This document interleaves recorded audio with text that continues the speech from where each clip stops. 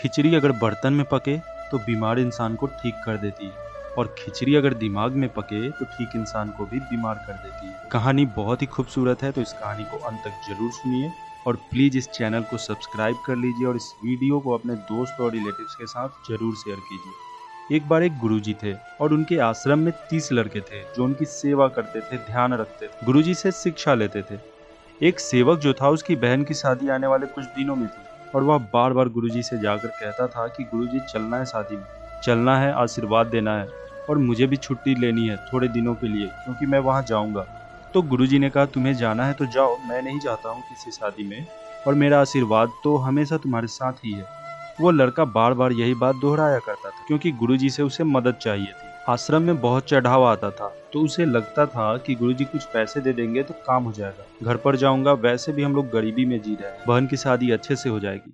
लेकिन गुरुजी इस बारे में बात तक नहीं करते थे। फाइनली वो दिन आ गया जब इस सेवक को अपनी बहन की शादी के लिए निकलना था, तो गुरुजी के पास गया आखिरी आज्ञा लेने के। अब मैं जा रहा हूँ गुरुजी, मेरी बहन की शादी है, आपको तो पता ही है, आप भी चलिए ना गुरुजी। गुरुजी ने मना कर दिया और वो लड़का हाथ जोड़कर प्रणाम करके निकलने ही वाला था कि गुरुजी ने कहा कि रुको।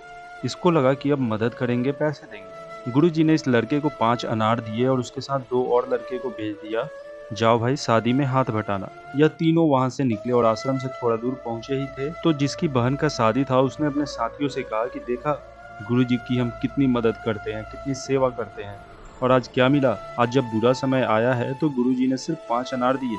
गुरुजी को मालूम है कि मेरा परिवार गरीब है, हमारे पास पैसे नहीं है, लेकिन फिर भी सिर्फ 5 अनार दिया। अगर वह थोड़ी मदद कर देते तो शादी अच्छे से हो जाती। इसी सब बहसबाजी में बाकी दोनों दोस्त कह रहे थे, नहीं ऐसी कोई बात नहीं है, गुरुजी ने कुछ सोच करके ही दिया होगा, सब अच्छा होगा, तुम चिंता क्यों करते हो, शादी अच्छे से होगी। बात करते हुए चलते जा रहे थे। इतने में एक गांव पहुंचे। रेतीला इलाका था। उस गांव में इन लोगों ने देखा कि राजा के सिपाही आए हुए हैं। जोर जोर से आवाज लगाकर लोगों से पूछ रहे हैं, किसी के पास अनार है क्या। उन्होंने सिपाहियों से पूछा कि अनार क्यों चाहिए। सिपाही ने बताया कि राजा ने इनाम की घोषणा करवा रखी है, हमारे यहाँ पर अनार तो होते नहीं है, और वैद्य जी ने कहा है कि राजा की जो बेटी बीमार है उसे अगर अनार के साथ दवाई दी जाएगी तो वो बहुत जल्द ठीक हो जाएगी। तो अगर किसी के पास अनार हो तो राजा साहब उसे बुला रहे हैं और उसे बहुत सारा इनाम भी देंगे। शिष्य के पास 5 अनार थे, गुरुजी ने जो दिए थे, तो वह सिपाही जी के साथ चला गया महल में। वहां जाकर के 5 अनार दे दिए।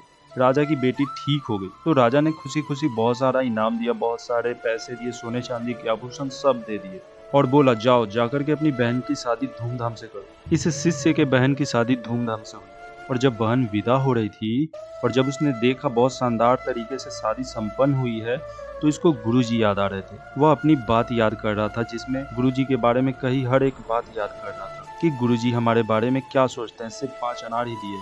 कहानी बहुत छोटी सी है, लेकिन यह सिखाती है कि हमें जिसने यहाँ भेजा है उसका प्लान हमारे प्लान से बहुत अच्छा है। जरूरत है सिर्फ उस पर भरोसा करने की। जिस दिन आपने उस पर भरोसा कर लिया उस दिन चीजें अपने आप सही होने लग जाएगी। आखिर में मैं अतुल बस यही कहना चाहता हूँ कि कर्मा सबसे बड़ी चीज है। अच्छे कर्म कीजिए, अच्छे रिजल्ट आपका इंतजार कर रहे हैं। दोस्तों, अगर यह स्टोरी अच्छी लगी तो इस वीडियो को अपने दोस्तों और रिलेटिव्स के साथ शेयर कीजिए और साथ ही इस चैनल को सब्सक्राइब करना बिल्कुल ना भूलिए। हम ऐसी वीडियो आपके लिए लाते रहते हैं। धन्यवाद।